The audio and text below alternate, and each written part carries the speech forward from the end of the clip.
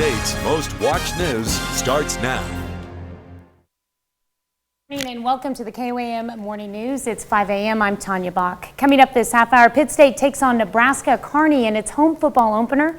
We'll look back at Saturday's game. And a combination of increased turnout and mail-in ballots have some election officials saying we may not immediately know who won the election. For our Something to Talk About, we want to know when you think we'll know who the winner is.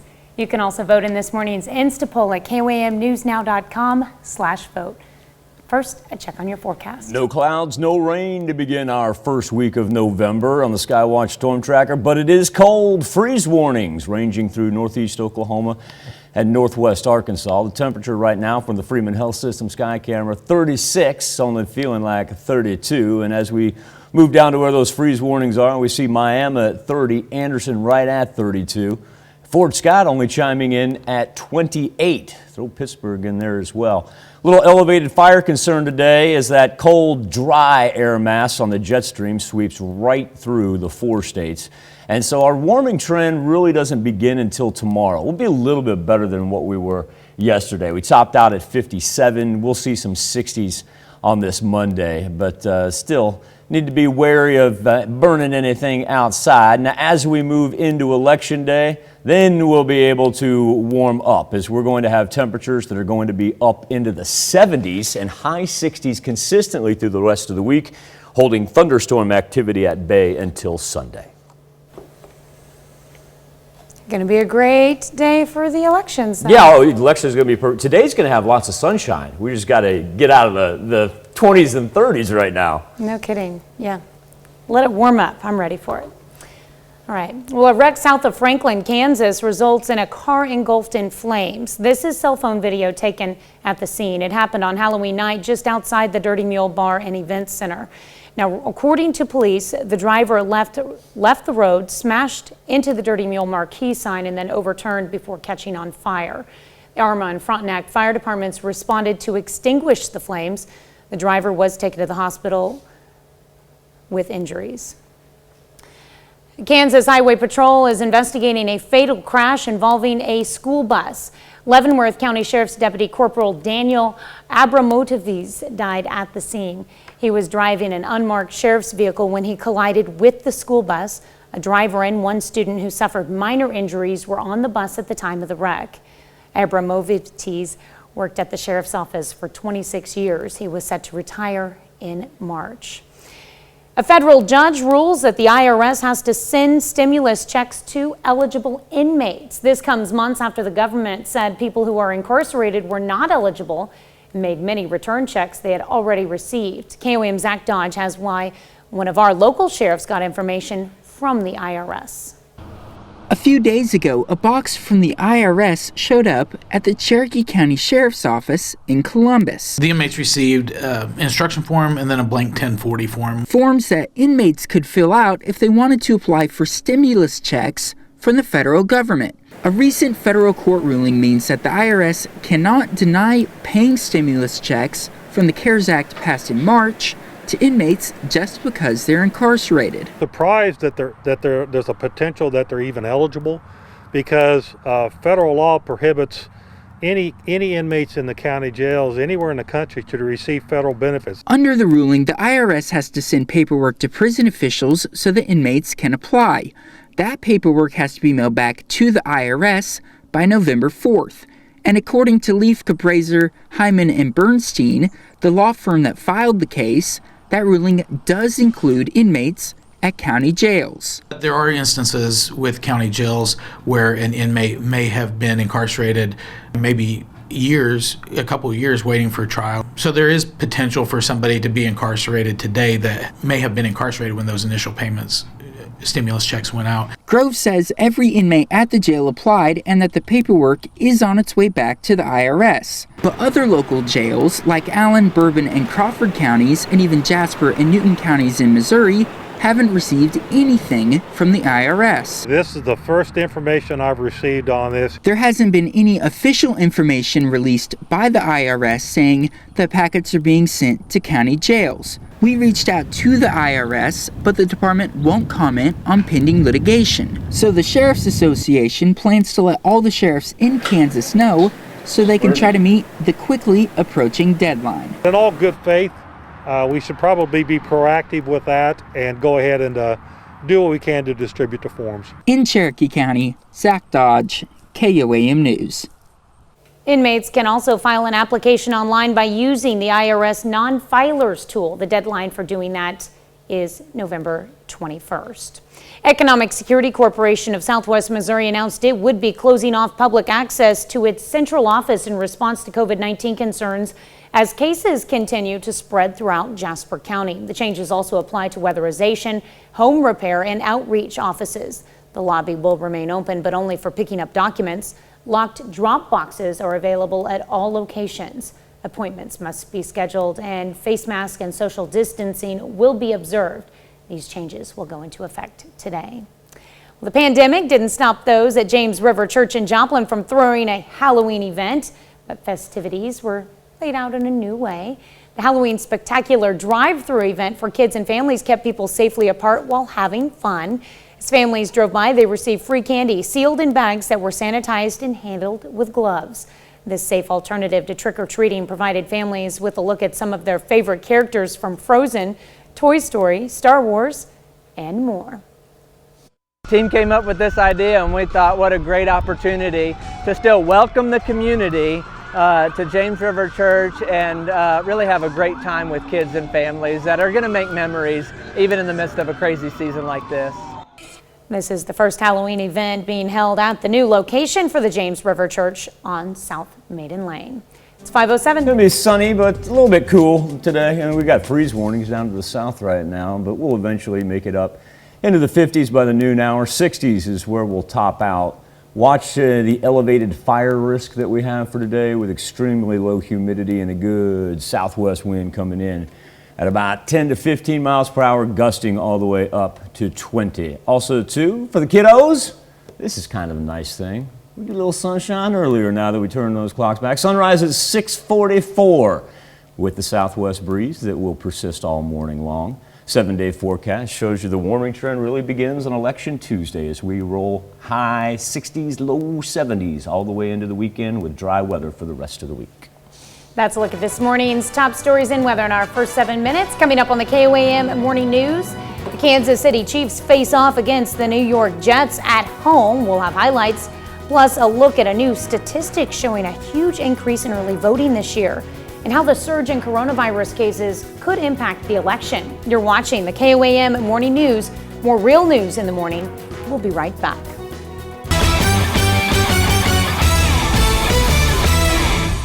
Kansas City Chiefs back at home after 2 straight road wins. And entering Sunday, Chiefs were 6-1 on the year, hosting the winless, hapless New York Jets. Le'Veon Bell facing the Jets yesterday, just weeks after they released him. Opening drive for the Chiefs, Patrick Mahomes flips it forward to Mecole Hardman.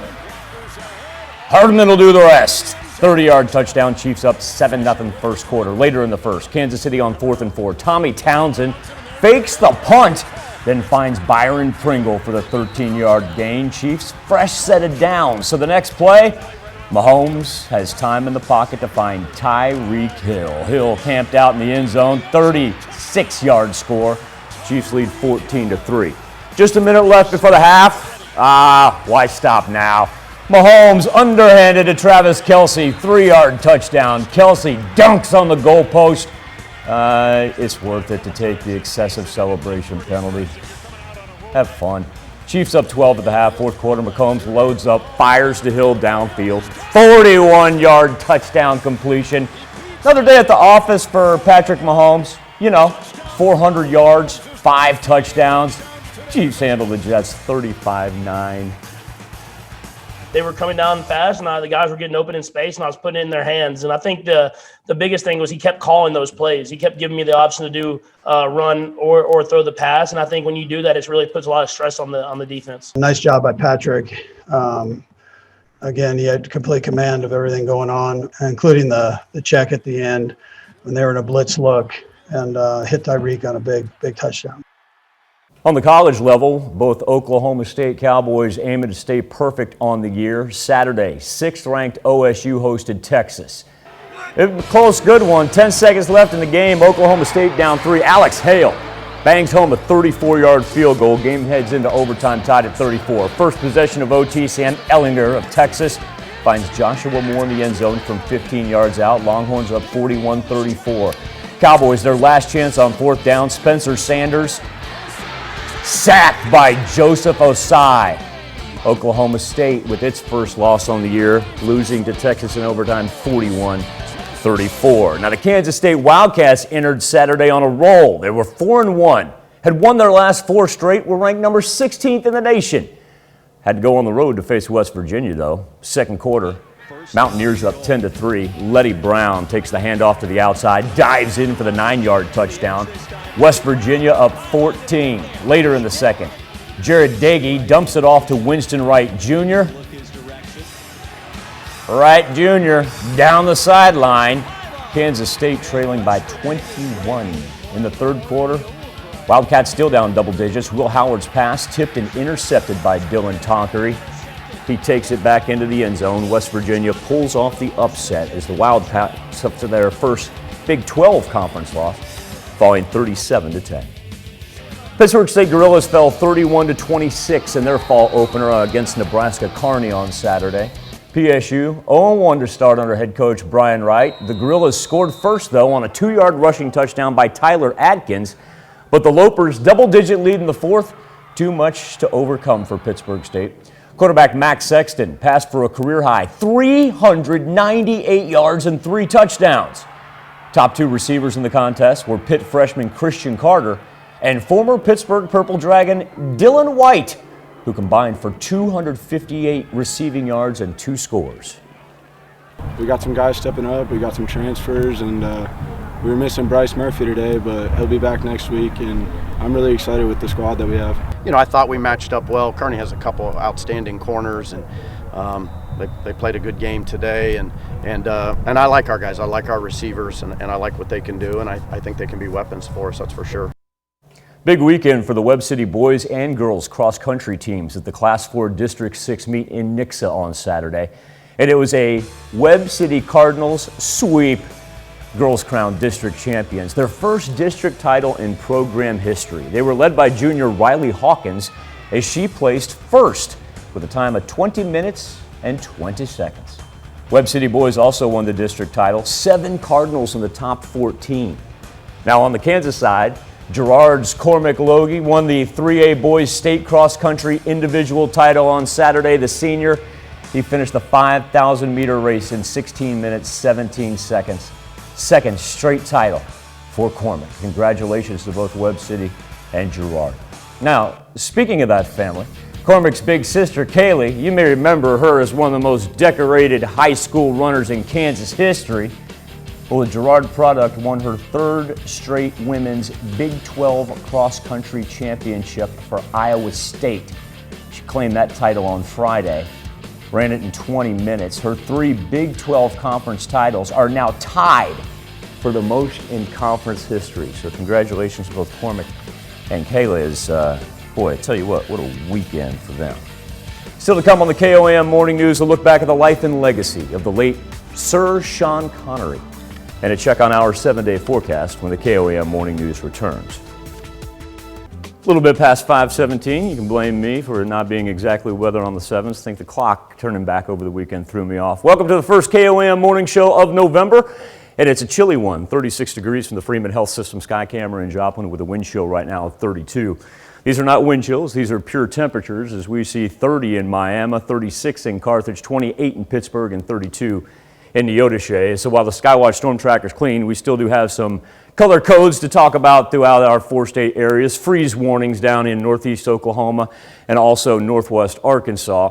Those are going to last, actually that's not until Friday. I can update those. That's going to just be until 8 o'clock this morning. Now, sunrise at 6:44, so that'll be a nice change of pace from what we've had past couple of weeks where honestly it was dark when we were getting to take off the show and couldn't give you a nice picture of the sunrise from one of our tower cams. Well, we're going to reverse course and be able to do that this morning with those freeze warnings expiring at 8 a.m. Now, it is going to be a little bit breezy out there coming in from the southwest at 10 to 15 miles per hour, but the sun kicks in pretty quick and we're up into the 40s there by 9. Got an elevated fire risk today. All this cold Canadian air, it's very, very dry. And so while it comes down, our humidity continues to drop. And at the same point in time, that southwest wind is what makes it ripe for wildfires to spread and spread quickly. Let's try to avoid any outdoor burning. But with that being said, no red flag warnings or anything of that nature for the 4 states. Going to be able to make it up into the low 60s here during our peak hours as far as what we're looking at on future track. Really going to be a dry week. Now, when we wake up tomorrow morning, considerably better temperature-wise, as we'll be about in the mid-40s. And then for an election Tuesday, it's going to be perfect. I mean, no clouds, no rain, nothing to worry about if you're going to do the traditional voting at the polls tomorrow. 7-day forecast. Election Tuesday kind of begins our warming trend as we're going to ride 70s and high 60s all the way into the weekend. Not looking at any thunderstorm activity until we get to Sunday. Time now to turn our attention to the KOAM News Now Facebook page and our morning Insta poll. Pre-election voting has now surpassed 2/3 of all ballots cast during the 2016 presidential election. More than 91.6 million Americans have voted so far. That's about 67% of the total ballots cast 4 years ago. And of course, we haven't gotten to the traditional day of tomorrow. These votes represent about 43% of registered voters nationwide, according to a survey conducted by CNN, Edison Research, and Catalyst. A majority of states are reporting a record early voting turnout for the 2020 election. 16 states have already seen more than half their registered voters cast ballots ahead of November 3rd. Now, with many of those being mailed in, it's got some people worried that we may not know the results of the election on Election Day. That brings us to our question of the morning. When do you think we're going to know the outcome of the presidential election? Remember, you can go to the KOAM News Now Facebook page, leave your comments there, or participate in our Insta poll. Go to KOAMnewsnow.com/vote. That's KOAMnewsnow.com/vote. Got 4 selections for you on Election Day, days after, weeks after, or months after. You may remember if you harken back to 2000, if you're old enough to remember, December 12th. That was the magic day coming off of the traditional November election period. Be back with Health Watch right after this. Topping Health Watch this morning, 1 day to go. Tuesday is Election Day, and America will determine if President Donald Trump gets a second term or if former Vice President Joe Biden will move into the White House. John Lawrence reports on how the coronavirus could factor into voters' decision.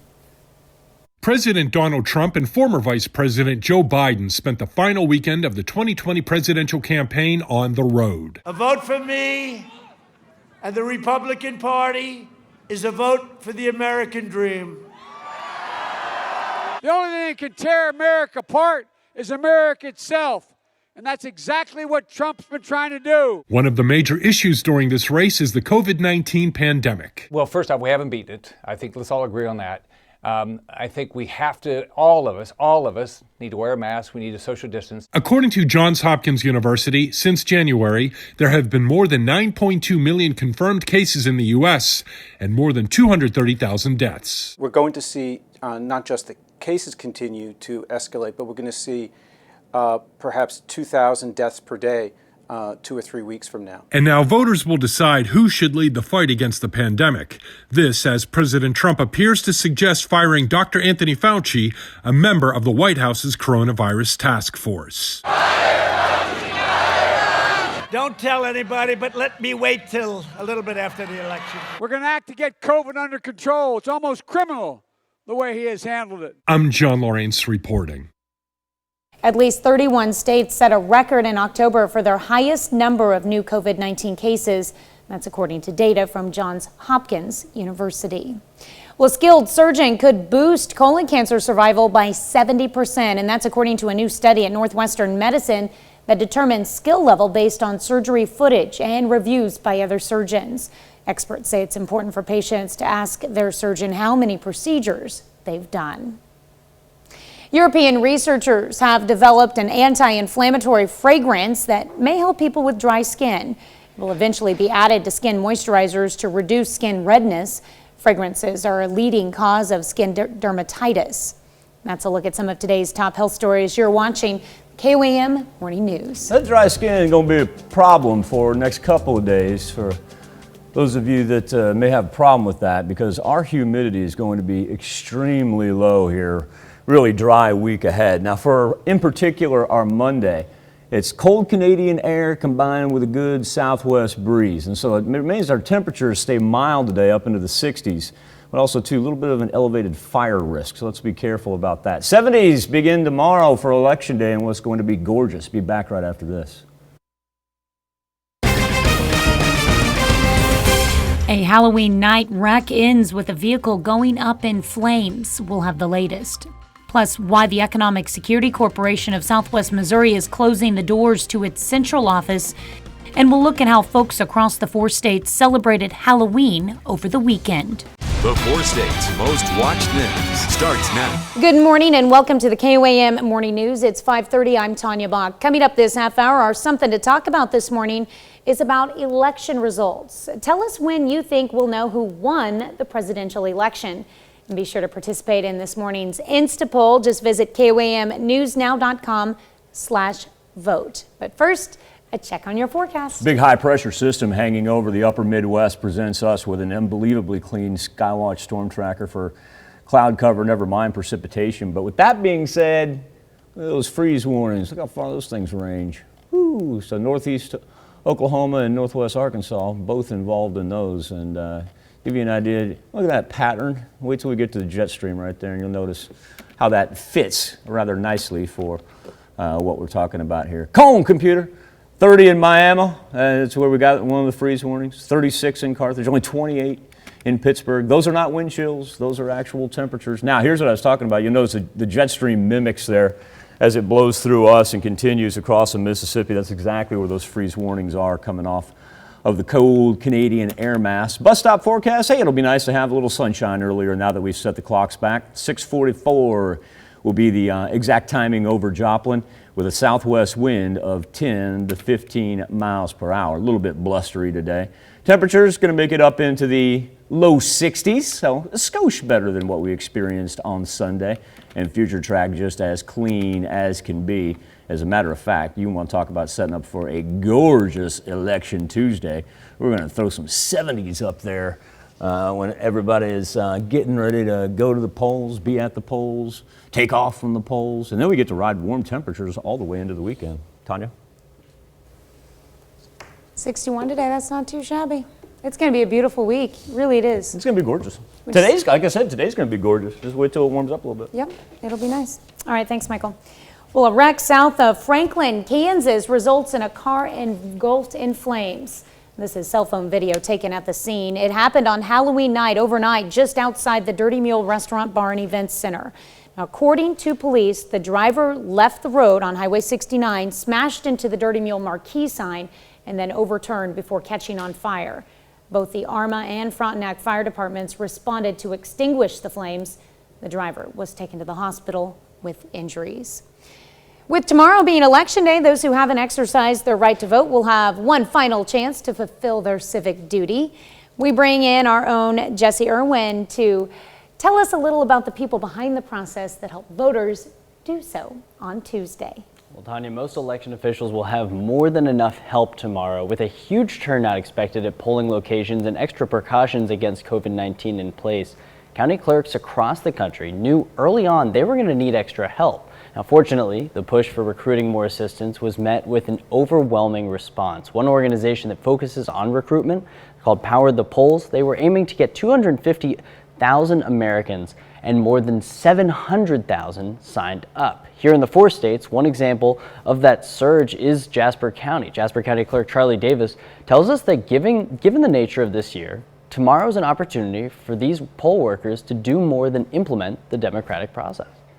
But the exciting part is the community aspect of it. For you to be able to work at a poll and potentially see 1,000-2,000 voters come into your polls during the day, and some of them you haven't maybe seen for an extended period of time, especially because of COVID. People haven't seen each other, so this is going to give an opportunity for people to reconnect. Of course, nobody talks politics at the polls. especially the poll workers. So to be able to see Aunt Sue for the first time since March, maybe it's going to be something that's a little exciting for us. But the community aspect is what is great. While there are citizens who work the polls every election cycle, Davis says that there are many newcomers this time around. And coming up in a little bit, we're going to show you why some of them say they decided to work the polls on Election Day and how they learned their role for tomorrow. Thank you so much, Jesse. We are looking forward to that. Thanks, Tanya.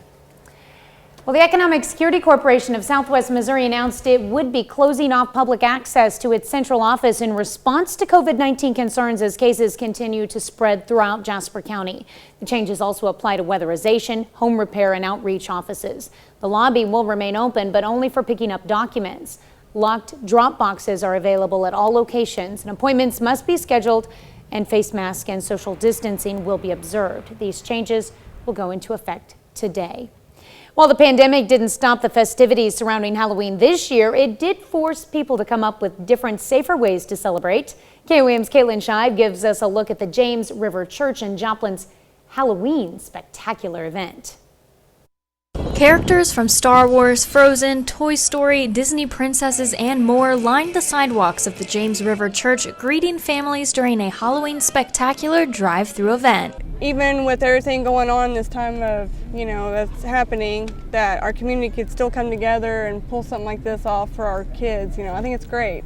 The church holds a Halloween event every year, but officials knew they needed to come up with a safer method for fun due to the COVID-19 pandemic. We usually have bounce houses and inflatables and a show, but again, with all that's happening this year, we wanted to do something to provide families a safe alternative, and so that's why we're doing a drive-through event. Families received sanitized and sealed bags of Halloween candy and gifts as they made their way through the event.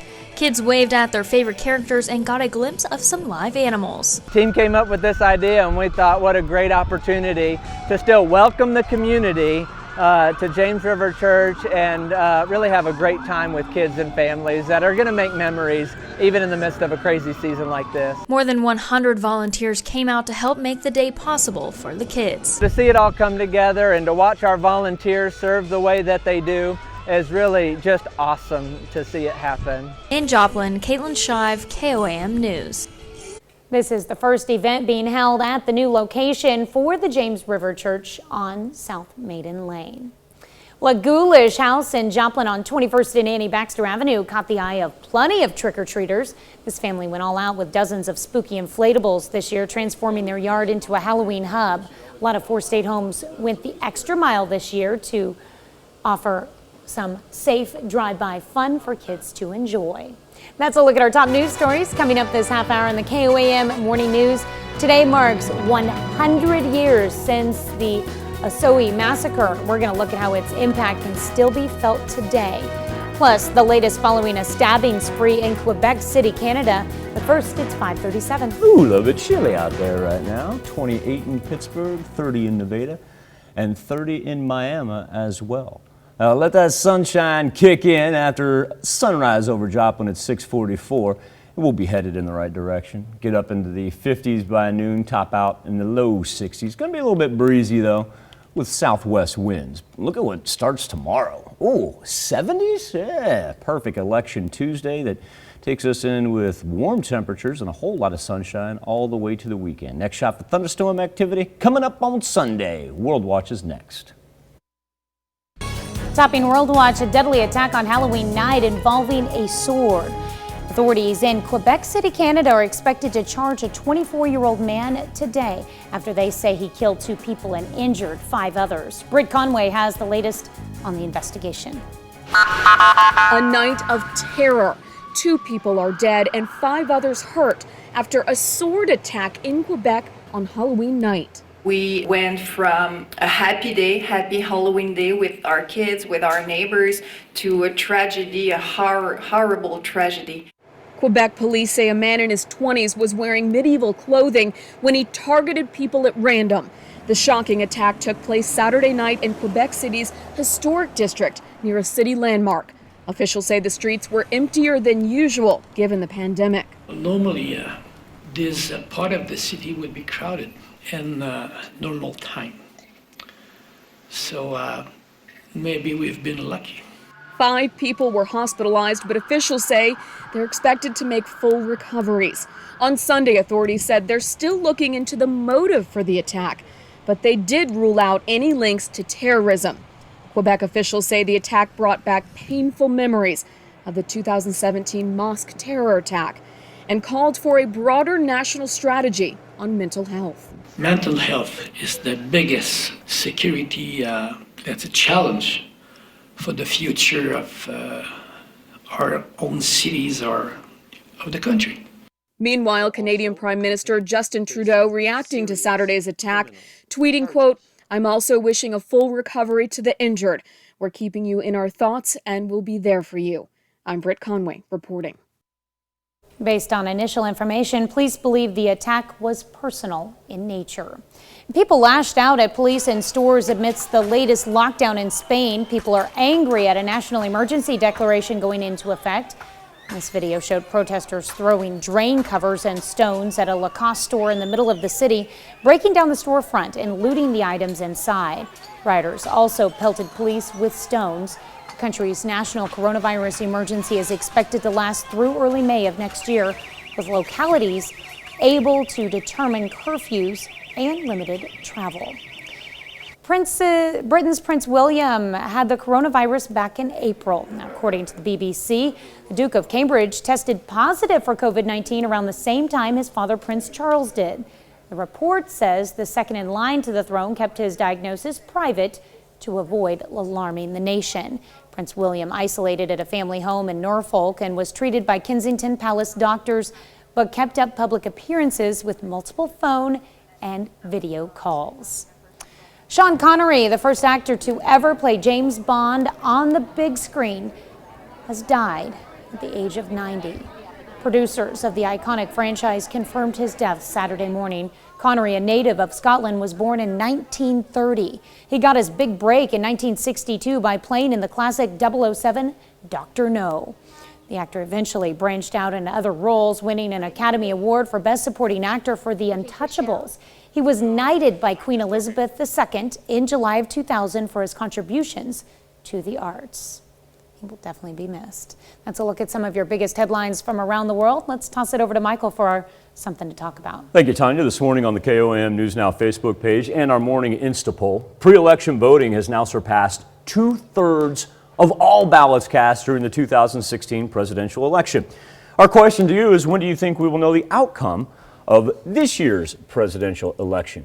Michelle Pacini says, when Twitter starts to blow up and rioters are called out, going to be a scary day in America. Michelle says, God bless all of us and stay safe. Love you, Mama. Douglas Blake says, why did we know 4 years ago the same night? Douglas asks, what has changed and by who to change that? And Douglas, I'm not the expert here, but I think it's with all the absentee ballots because of the pandemic. Kenny Kimmel says, hopefully not until every single vote has been counted. Kim Wilson backs that up and says all votes need to be counted.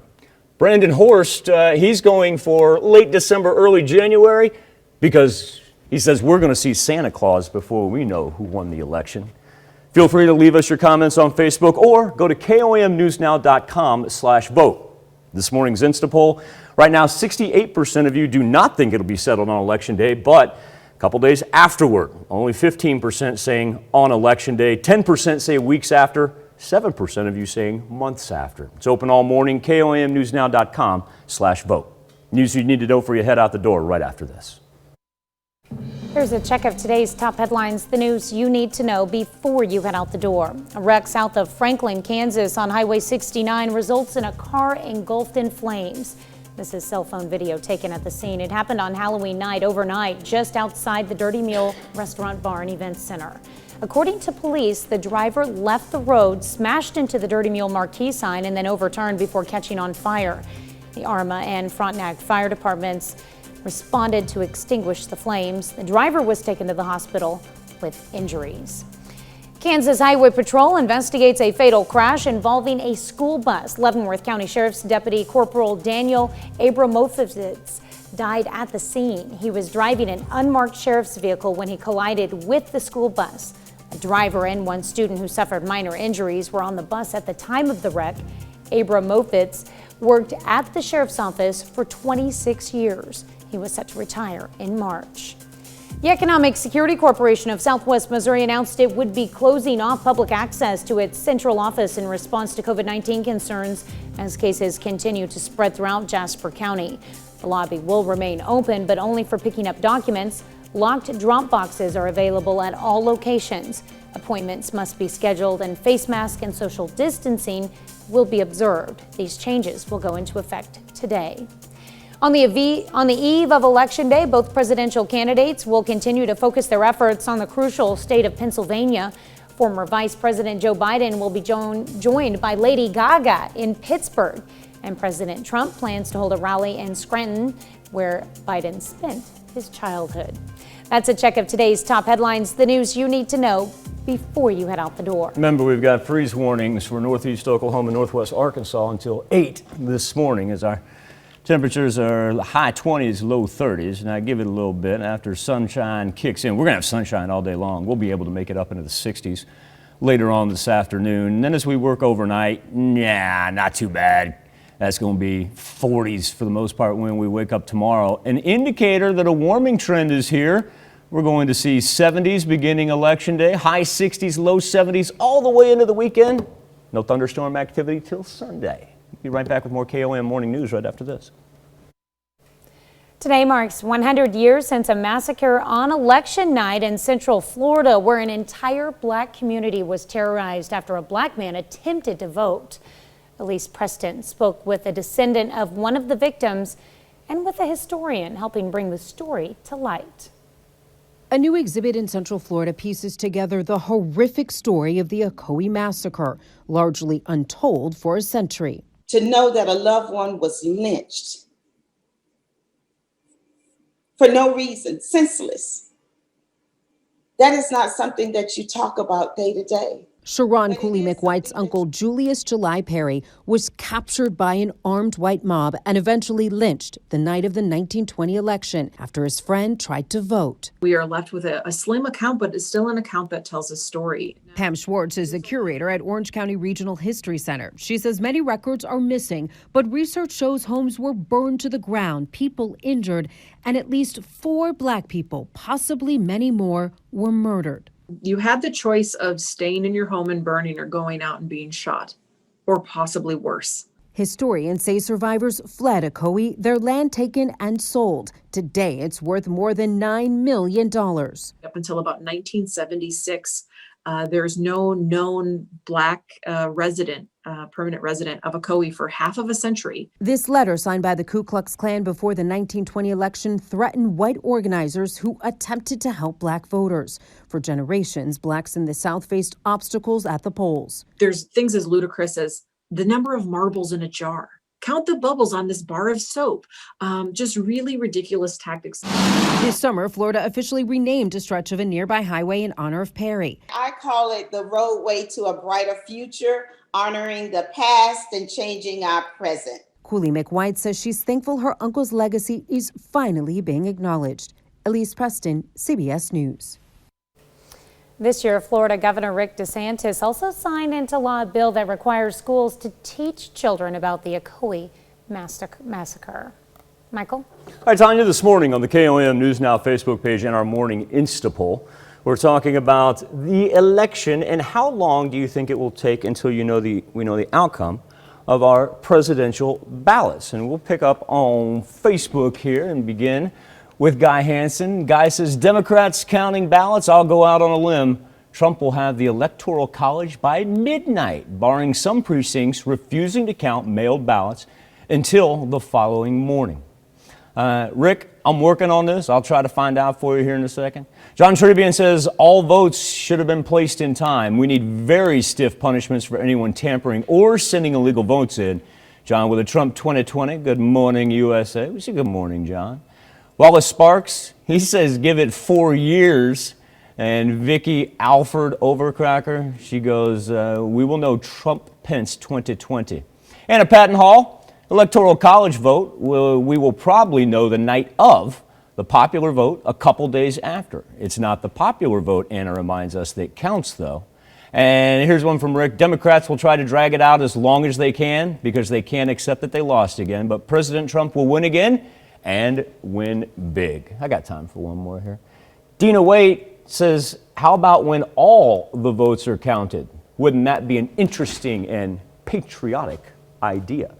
Now, in the KOAM News Now Insta poll, when do you think we will know the outcome of the presidential election? Gave you 4 options there. Right now, 70% keeps on increasing its lead is for days after the election. Only 17% calling it on election day, weeks after and months after, running a distant number 3 and number 4. Remember, you can vote KOAMnewsnow.com/vote. KOAMnewsnow.com/vote. Be back right after this.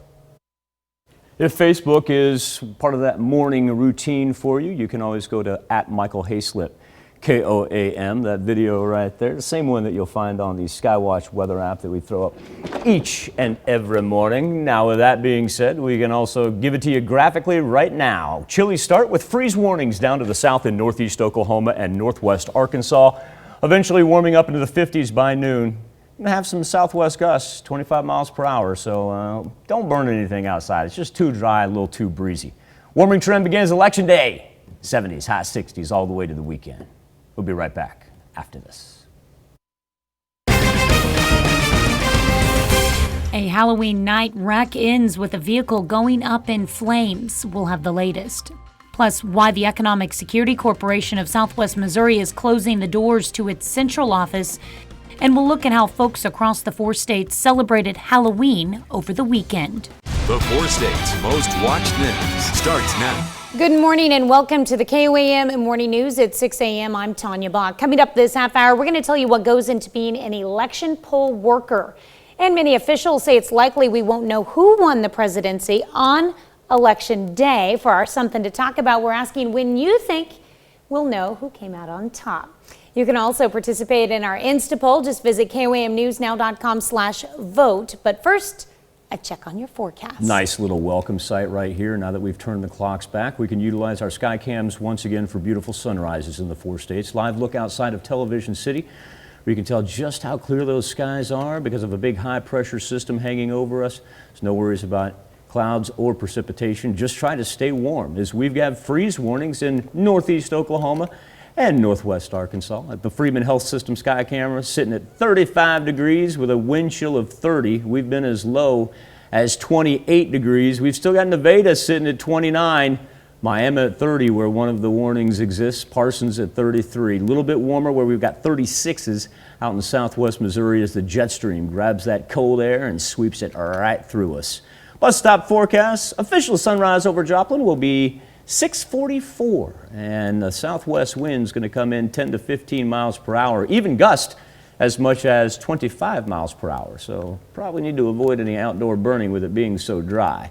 Now, as we get through a clean Monday, we look forward to Election Day, waking up with temperatures much more mild than what we experienced this morning.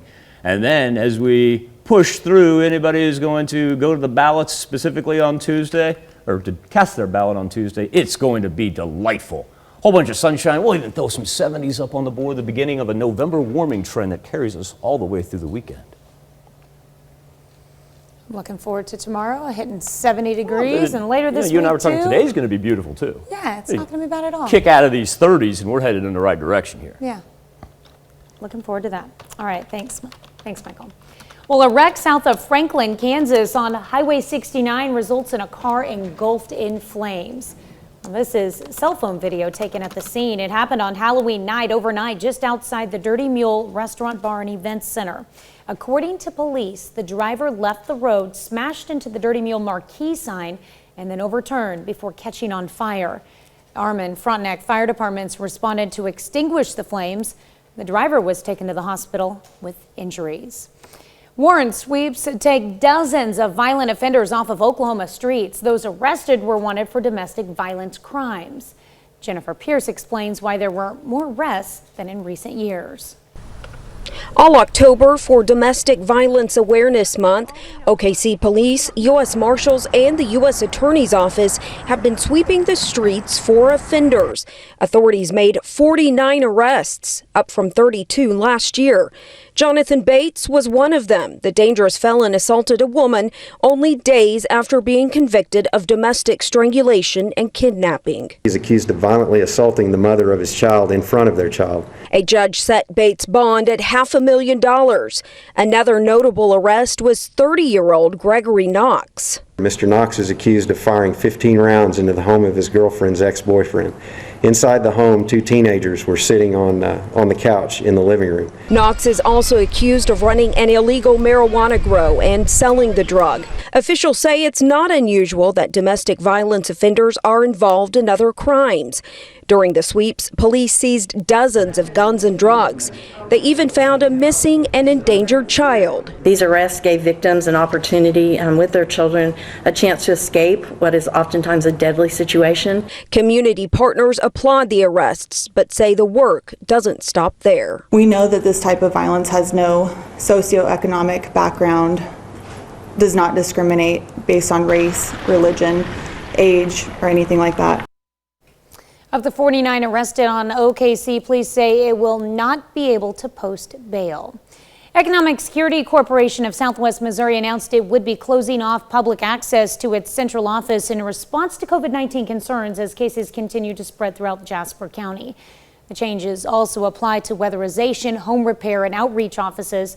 The lobby will remain open, but only for picking up documents. Locked drop boxes are also available at all locations. Appointments must be scheduled, and face masks and social distancing will be observed. These changes will go into effect today. Well, the pandemic didn't stop those at James River Church in Joplin from throwing a Halloween event, but festivities, they were laid out in a new way this year. Halloween Spectacular drive-through event for kids and families kept people safely apart while having fun. As families drove by, they received free candy sealed in bags that were sanitized and handled with gloves. This safe alternative to trick-or-treating provided families with a look at some of their favorite characters from Frozen, Toy Story, Star Wars, and more. Even with everything going on this time of, that's happening, that our community could still come together and pull something like this off for our kids, I think it's great.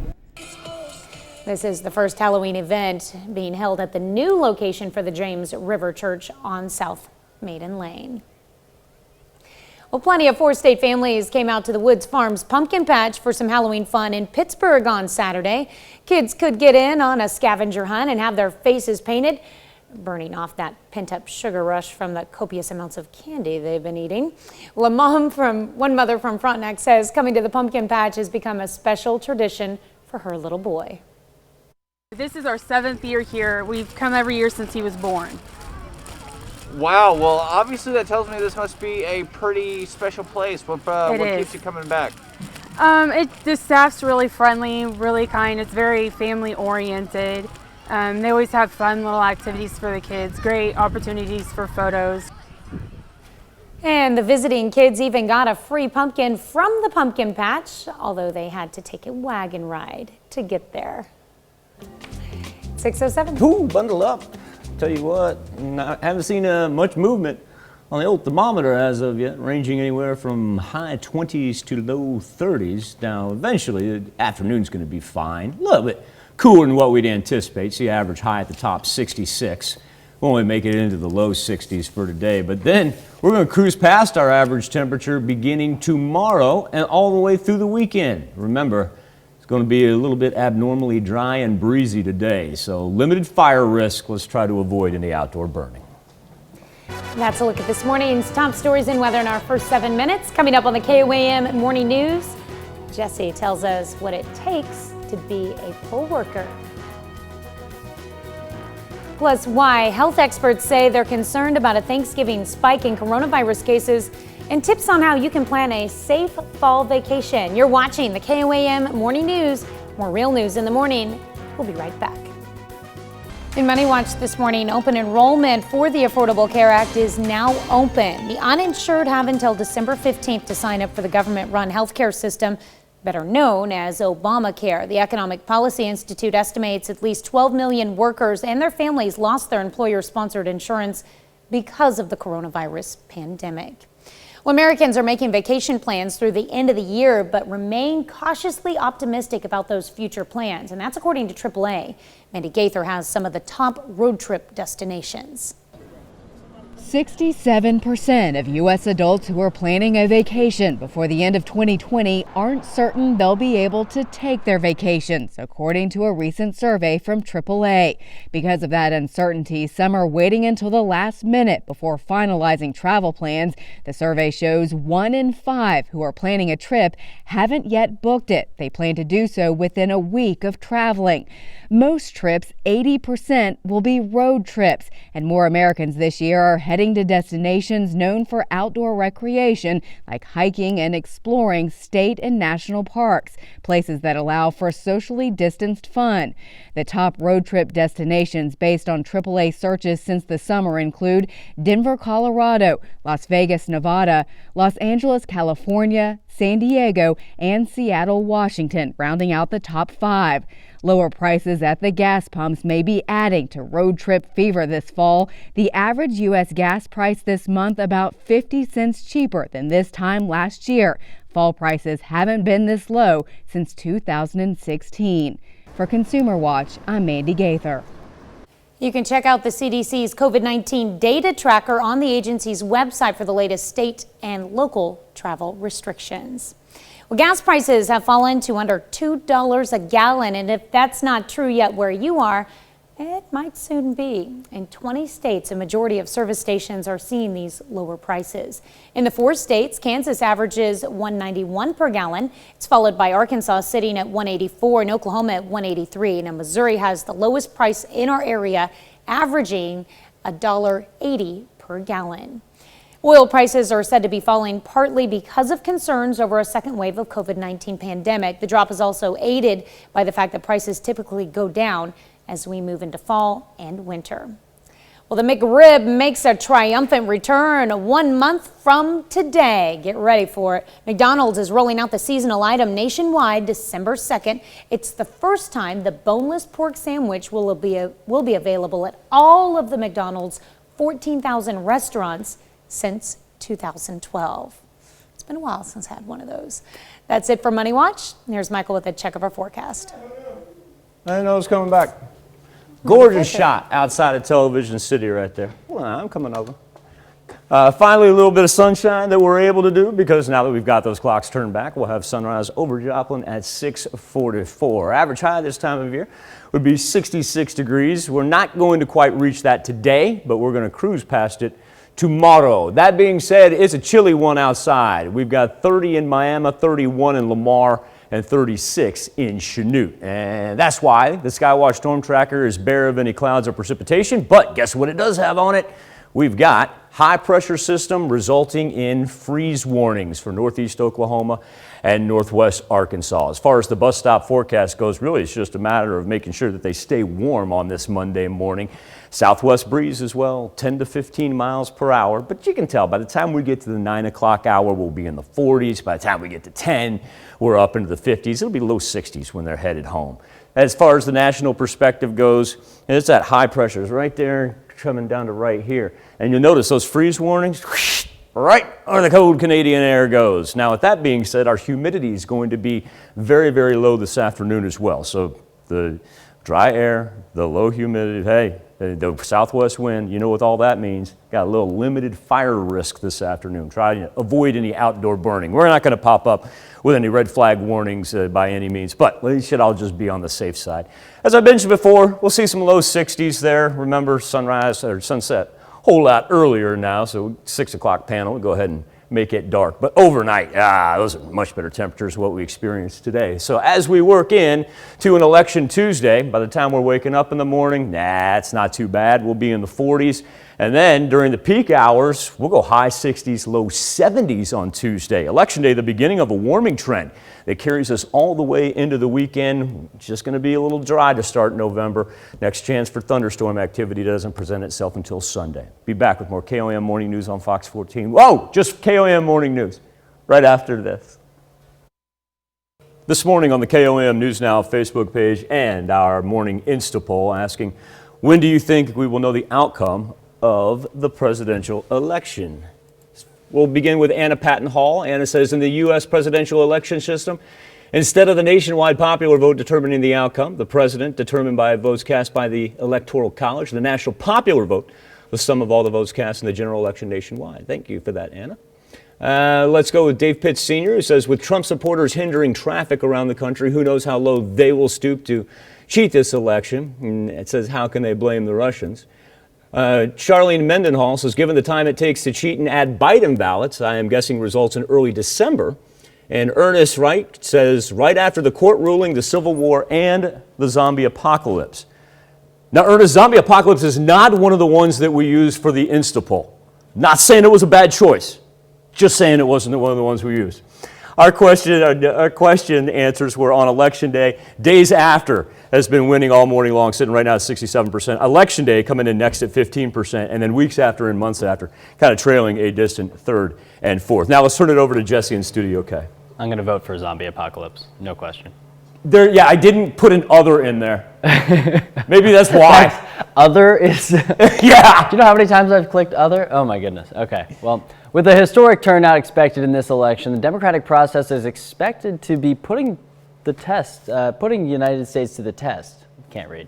Tomorrow is the final day Americans can exercise the right to vote this election cycle, and many will also be focusing on making sure that they're able to cast their vote. In places like Jasper County, it's a great reminder that democracy takes a village. Call it democracy in training. Around the country, county clerks like Charlie Davis hold training sessions for volunteers ahead of each election to go over the regulations and responsibilities of being a poll worker. I don't think a lot of people understand exactly what poll workers do, because a lot of times when you come up to vote, you walk in, you see them for 5 minutes, and you walk out. You don't realize they've been there since 5 a.m., that they're going to be there till almost 8 p.m., that they're constantly doing something all day, and not just with the voting process, but trying to take care of you and keeping things safe. So I think it's good for people to realize that it is a 5 a.m. to almost 8 p.m. job, and that we need to appreciate the poll workers. Which is why for the last 3 years on Election Day, Daniel Osborne signed up to be a poll worker. I think being a teacher, I want to show my students how important it is to vote, and that even though I'm in the classroom all day, that it's also good to go outside of that comfort zone and do something that's going to help the community. With a historically higher turnout for presidential elections, plus the obstacle of the pandemic, he knew he'd need more hands on deck. And Americans have stepped up. I did a PSA a couple months ago, and we had a very large turnout. As a matter of fact, there was a time that we were worried that we were going to have enough poll workers for this election. Well, not only do we have enough poll workers, we have about 100 that we can call from. 50 we're using, and that gives us about another 50 that we're going to be able to call up if we need to. That push for more Americans to work the polls caught the attention of Jasper County residents like Tracy Koam. I listen to a lot of podcasts all day long while I work, and one of the biggest suggestions that they had was to sign up to be a poll worker to make sure our election goes smoothly this year. It's very important. Which is why she's helping on Tuesday as well. It's going to be a long, hard day, but it's worth it. The community has absolutely stepped up to the plate. Regardless of party affiliation, everybody all across the broad spectrum has decided that they want to participate and help in the election in any way they can. Well, if you have a question about anything election related, there's no need to sit there and wonder about the answer. We have the answer to your questions and a lot of information on our website at KOAMnewsnow.com. And we'll be right back on the KOAM Morning News after this. Topping Health Watch this morning, Thanksgiving is just weeks away, but just like everything else this year, celebrations will be very different. As Britt Conway reports, as 37 states watch their COVID-19 case count go up, experts worry the holiday could make things even worse. Thanksgiving is a time we bring all the family together. But things are different this year. COVID-19 cases are spiking around the country, and Aaron Bromage, a biology professor at the University of Massachusetts Dartmouth, says he's worried. What we love about Thanksgiving, being together, is what makes it so risky. That's exactly what is needed for it to jump from the people that get infected but not overly sick to the people that get it and end up with really poor outcomes. Former FDA Commissioner Dr. Scott Gottlieb agrees. I think Thanksgiving is really going to be an inflection point. I think December is probably going to be our toughest month. But when you look at what's happening in states right now, you're seeing accelerating spread. We're right at the beginning of what looks like exponential growth in a lot of states. I don't think it's as simple as just saying I'm going ahead with it, but I also know people probably will. If that's the case, plan ahead. Make sure that all the interactions you've got in that week leading up to it are very low risk, so the chance of you being infected are low. Other things to consider: who needs to travel and from where? Can you gather outside or open a window? Can people from different households stay at least 6 feet apart?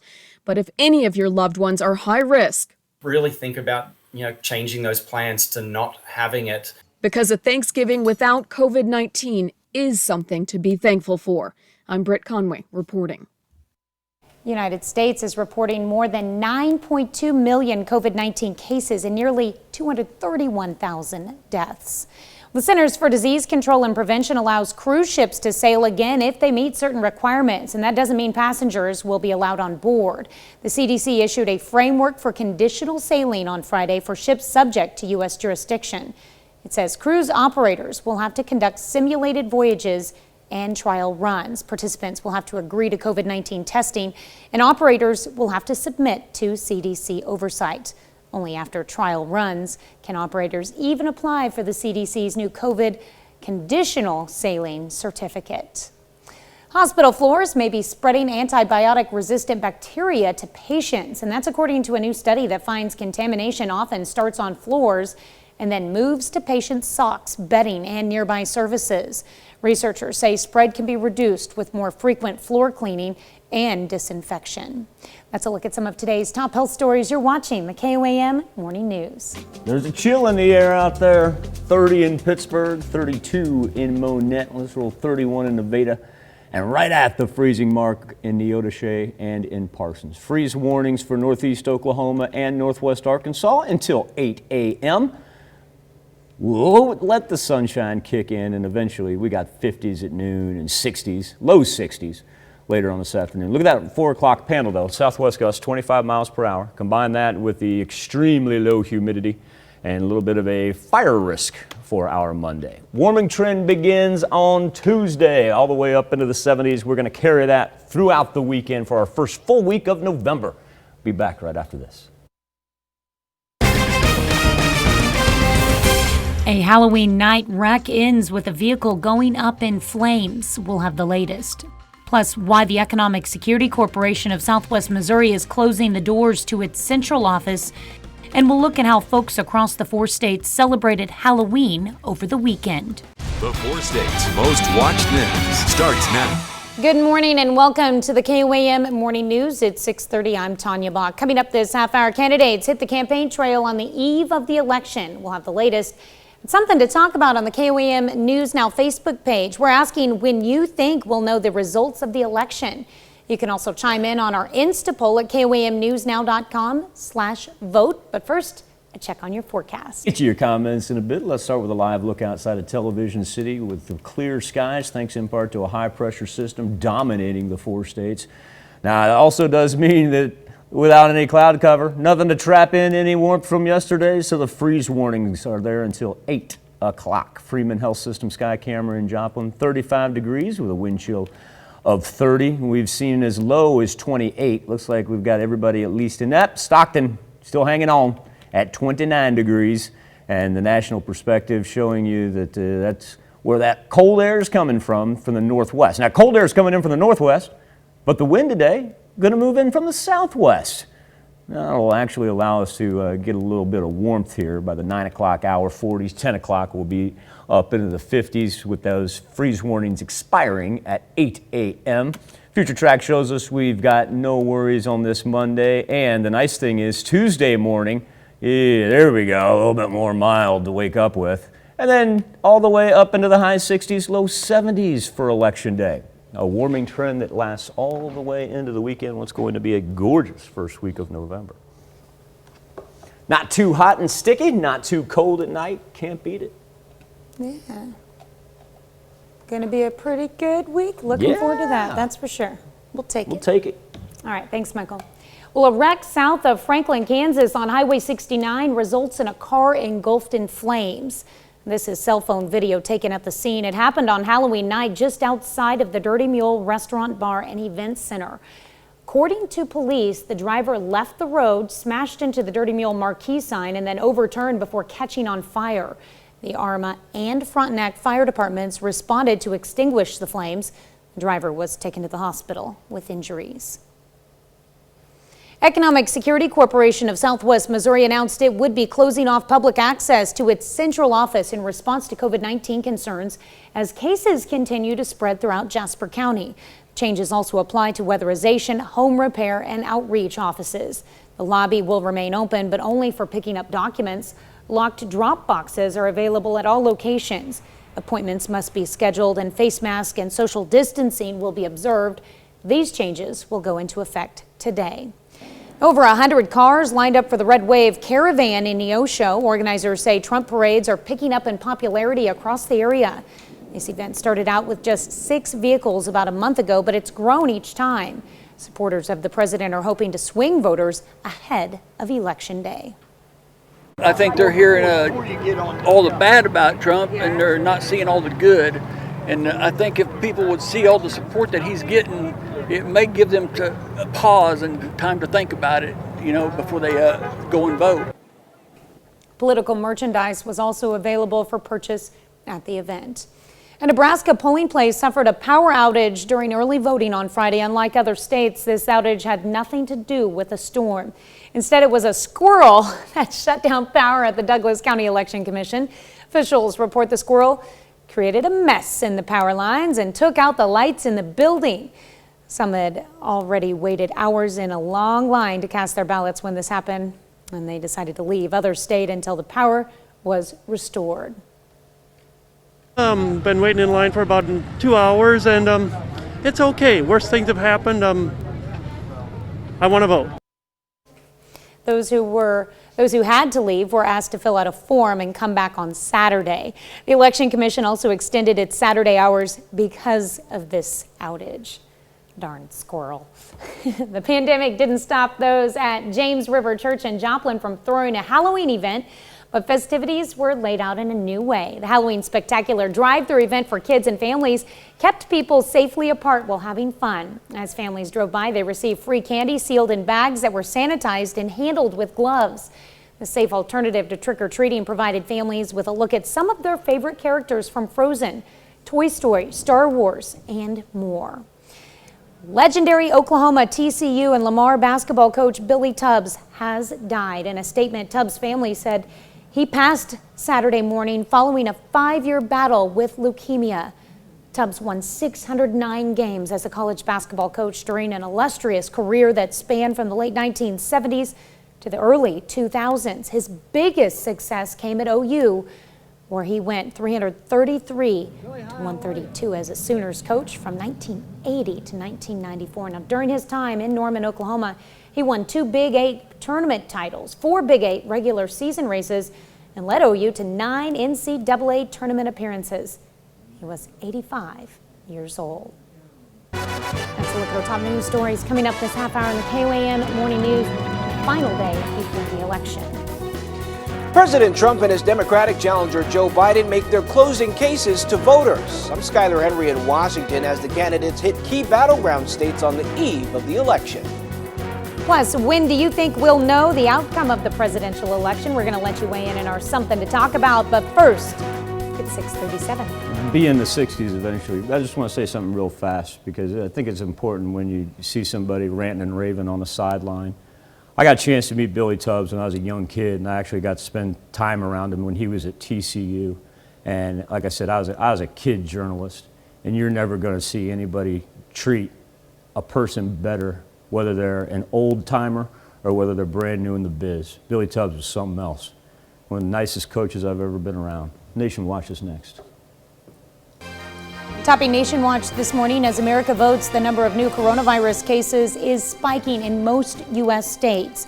More than 9 million people in the country have been infected so far, and more than 230,000 have died, the most in the world. Starting Wednesday, all out-of-town visitors to New York will face mandatory testing, but no quarantine for for now. Nicki Mckibben, a Texas singer who placed third behind Kelly Clarkson in the first season of American Idol, has died. Her husband said on Facebook that Mckibben suffered a brain aneurysm last week and was taken off of life support on Sunday. She was 42. Well, ahead of Election Day, anxious business owners in New York City are not taking any chances. Potentially violent protests are expected no matter which sides end up winning. So the New York Police Department is advising stores and restaurants in Midtown Manhattan to prepare additional security measures, including boarding up windows, blocking doors, and removing any tables or chairs from the sidewalks. NYPD sent a letter to business groups in Manhattan informing them the department is also making special preparations to keep the peace on Election Day. Well, tomorrow is Election Day, and President Trump and former Vice President Joe Biden are focused on the swing states. President Trump will hold 6 rallies in 5 states as he tries to keep his base fired up. And Biden will be in Ohio and Pennsylvania, hoping to turn those states blue. Skylar Henry is in Washington, D.C. with more on the home stretch. Both campaigns are confident heading into the final hours of the election. Florida, we're looking very good. If you look at Iowa, we're looking very good. 2 more days, we can put an end to this presidency that has, from the very beginning, sought to divide us. At a midnight rally in South Florida, President Trump said Joe Biden will ruin the economy. This election is a choice between a crippling depression or a historic boom. While the former vice president said the country can't recover from the coronavirus with Mr. Trump in office. To beat the virus, we first got to beat Donald Trump. Biden spent yesterday in Pennsylvania, a state the president won by just 44,000 votes in 2016. President Trump is terrified of what will happen in Pennsylvania. Nationwide, more than 93 million ballots have already been cast, with some areas seeing more votes than all of 2016. Everyone's taking it seriously this time. Now I think everyone's saying that they want to be counted. President Trump said he wants the vote counting to stop on Election Day. We should know the result of the election on November 3rd,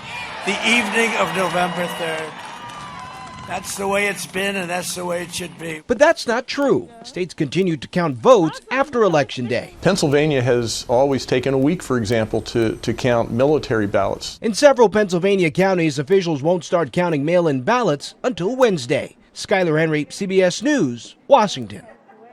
There have been more than 2.4 million mail-in ballots returned in Pennsylvania, and that could lead to a scenario where one candidate is ahead on election night but ends up losing the state when all the votes are counted a few days later. That's a look at today's top national stories. Let's check back in with Michael for our Morning Talker. Thank you, Tanya. On the KOAM News Now Facebook page and also our morning Insta poll, pre-election voting surpassing 2/3 of all ballots cast during the 2016 presidential election. Our question is, when do you think we'll know the outcome? Liz Chamberlain says as long as this election is fair and free as it's supposed to be, votes should all be counted as they have always been. We have never stopped counting ballots on election night, and we sure as bleep are not going to allow that to happen now. Bill Fegg says we'll know the outcome when either party quits throwing a tantrum about it. And Alicia Sherman-Perez says should know it the next day. Key word, Alicia says, is sure. Rocky Cunningham, about an hour before the Hurt Feelings riots start, the little MAGA. And Rebecca West says, you know who doesn't talk tons of bleep about the other candidate on social media? Mainly Democrats. Almost all the hate comments glancing through every political article comes from Trump supporters. Way to keep it classy, people. Rebecca says if you can't say something nice, don't say it at all. Time to update our KOAM Insta poll for this morning. Right now, 65% of you going days after the election is we're going to find out, followed by on Election Day. That's been pretty constant throughout the entire course of the show. We've got weeks after and months after coming in a distant third and fourth. We'll continue to update the poll. Go to KOAMnewsnow.com/vote. Let me see if I can get that out of my mouth in one sentence. KOAMnewsnow.com/vote. Birthdays and anniversaries are next. We take this time to honor today's four-state hero. First Sergeant Malin Henry served in the United States Army from 1942 to 1945. He fought in World War II, where he earned the Bronze Star. His hometown, Joplin, Missouri. We are proud to salute Malin Henry, our four-state hero. Birthday list begins with Connor Beechner. Excellent. excellent older brother right there. Happy big number 4 to Connor in St. Paul. And way to take care of the little one, Connor. He's like, Mommy, am I doing it right? Yes, you are, son. Doing a good job. All right. Chloe Pritchett is celebrating birthday number 5 in Nevada. Happy birthday, Chloe. Coming with love from Mom, Dad, and Cortland. C squared, Carson Casey with a big number 7, like the patriotic photo right there, Carson. Have a marvelous day, kid. Always in Oswego. That's cool framing there. I love that. And we've got Lana Minette. Yeah! Celebrating birthday number 8 in Girard. And Lana's birthday was actually on Friday. Someone else in the family is celebrating. That's right. Yeah! Brother Lucas is 12 years old. Well done, Lana and Lucas. Nice catches right there. Love that. Shell Johnson. Shell's turning 14. Would you have a marvelous day, Shell? All right, we got Matthew Meyer turning 22 years old. Matthew celebrating in Sarcoxie. Happy birthday coming from Haley, Lucas, Mom, Dad, Eli, Emily, Grandma, and Grandpa as well.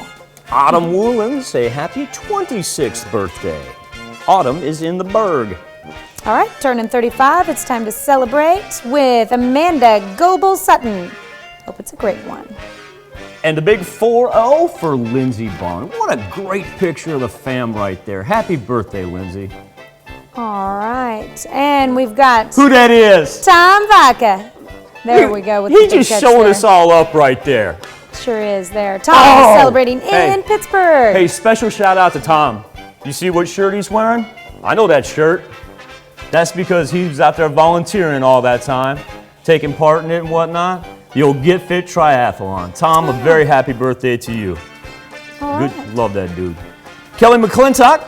Kelly's celebrating number 54. And Kelly, I want you this special birthday wish to come from your amazing wife in Franklin. What a great line. Well played, Miss McClintock. Lori Houston celebrating double nickels, 55 in Milo, Missouri. Hope it's a great one, Lori. It's a good picture there. It's a really neat picture right there. Cindy King celebrating 66. A happy birthday to Cindy. Oh, looked like a little face paint, maybe? I'm not sure what we were doing. It's a great picture, though. And we've also got a 66 in, we got a slew of Chanute birthdays here. Yeah. Cindy, 66. Debbie Kiddo is 66 as well in Chanute. Keep the party going in Chanute. Mary Bryant is turning 88. A happy birthday to Marie. That's a marvelous picture right there as well. All right. And we've got Kathy Schreiber in St. Paul celebrating another year wiser. Hope it's a great one, Kathy. A first anniversary for Nate and Katie Thomas. Gorgeous picture right there for the Thomases. Nate and Katie are celebrating in Columbus. All right. And who this is? Well, that's a fun one. Yeah, it's our very own Director of Engineering, Bill Vickery. So for those of you that would take one look at that picture, you'd be like, oh my gosh, what in the world has he gotten himself into? You're not going to meet a nicer dude who is normally smiling and has a heart of gold. And number 2, like not only keeps this building running from an engineer perspective, pretty much keeps the company running from an engineering perspective in his new role. Absolutely love and adore him. One of the key factors that drove me back was the ability to not only work with Tanya, but also spend time with Bill as well. Happy birthday, Bill, and we'll see you here in just a little bit. Sometimes he comes waltzing through about right now. I was really hoping he would. Perry McLaughlin, celebrating a birthday in Miami. Happy birthday to Perry. Randy Robinson, a happy birthday in Columbus. And Annie Beasley has a birthday. Annie's in Pittsburgh. Scott Ball celebrating birthday number 44 over the weekend in Arcadia, Kansas. Cass Mercer celebrating a birthday in Crestline, and it's a 41st anniversary celebration with Mike and Peggy Koosman. Lauren Davis, a 15th birthday. Lauren, I want you to have a marvelous day. Lauren is celebrating in Nevada. Flo Reno, a 74th birthday for Flo in Piqua. Steve and Janet Bacon, they celebrated their 46th anniversary. Congratulations to the Bacons in Pittsburgh. And George and Lenore Bogle, well, they celebrate number 63. Congratulations to the Bogles as well. Happy birthday and happy anniversary to all, whether it be this November 2nd, perhaps you celebrated on November 1 as well. Now here's Tanya Bach with a very important birthday announcement. That's right. You can be a part of the KOAM Birthday Club. All you have to do is go to our website and sign up. And once you do, you'll get special deals from local businesses. Go to KOAMnewsnow.com and sign up for the KOAM Birthday Club today. Comments as far as when you think we'll know the results of the election. Brenda Conyer says December. Don Lee says the only way mail-in ballots will be counted is if Trump's winning, then the Democrats will count the dead. Roy Masters with a key date right there, January 20th. Ron Cocolette says Trump won. And Anna Patton Hall, the Electoral College vote, probably no night of. She says the popular vote a couple days later. Reminds us, not the popular vote that counts though. All right, our Insta poll. Wrap up our results, at least for this show. Of course, we'll carry this on into the Fox 14 channel as well. Right now, we got a little movement here. Days after, still our leader is 61%, but I want to point out that on Election Day, now 16%, but look how close that is to months after. We've really seen a dramatic move right there as months after, right on the heels of Election Day, but days after, still overwhelmingly in favor of that. KOAMnewsnow.com/vote, KOAMnewsnow.com/vote. Tanya? Right, here's a check of today's top headlines, the news you need to know before you head out the door. A wreck south of Franklin, Kansas on Highway 69 results in a car engulfed in flames. This is cell phone video taken at the scene. It happened on Halloween night just outside of the Dirty Mule Restaurant Bar and Event Center. According to police, the driver left the road, smashed into the Dirty Mule marquee sign, and then overturned before catching on fire. Both the Arma and Frontenac fire departments responded to extinguish the flames. The driver was taken to the hospital with injuries. Kansas Highway Patrol investigates a fatal crash involving a school bus. Leavenworth County Sheriff's Deputy Corporal Daniel Abramowitz died at the scene. He was driving an unmarked sheriff's vehicle when he collided with the school bus. A driver and one student who suffered minor injuries were on the bus at the time of the wreck. The deputy worked at the sheriff's office for 26 years. He was set to retire in March. Economic Security Corporation of Southwest Missouri announced it would be closing off public access to its central office in response to COVID-19 concerns as cases continue to spread throughout Jasper County. The lobby will remain open, but only for picking up documents. Locked drop boxes are available at all locations. Appointments must be scheduled, and face mask and social distancing will be observed. These changes will go into effect today. On the eve of Election Day, both presidential candidates will continue to focus their efforts on the crucial state of Pennsylvania. Former Vice President Joe Biden will be joined by Lady Gaga in Pittsburgh, and President Trump plans to hold a rally in Scranton, where Biden spent his childhood. That's a check of today's top headlines, the news you need to know before you head out the door.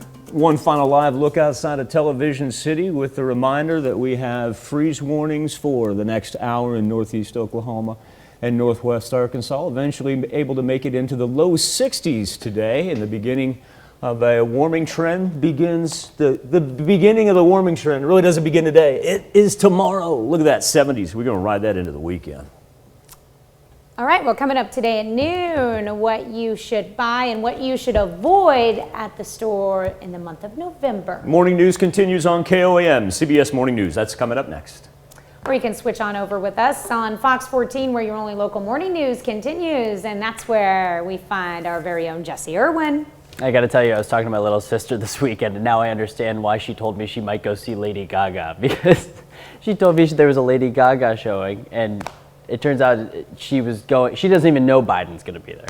She's just going for Lady Gaga. I don't blame her for. I don't blame her either. either. See Lady Gaga in a heartbeat. It'd be pretty cool to see her. Yeah, and then we've got a lot of stuff happening on Fox 14. We got an animal stuck. Oh, this is crazy.